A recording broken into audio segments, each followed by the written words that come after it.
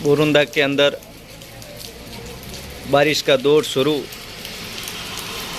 आप देख सकते हैं लाइव तस्वीरें बोरुंदा आरएनसी न्यूज़ के माध्यम से। इसमें बोरुंदा सुबह से तेज़ हवा चल रही थी, अब मध्यम बारिश स्टार्ट हो चुकी है। तमाम खबरों के लिए चैनल को सब्सक्राइब करें, वीडियो को शेयर करें। धन्यवाद।